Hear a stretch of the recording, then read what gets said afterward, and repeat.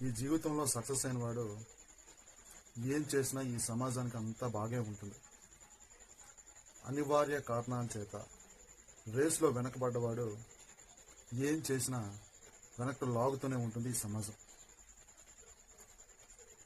జీవితంలో అనుకోని పరిస్థితుల వల్ల రేసులో వెనకపడ్డప్పుడు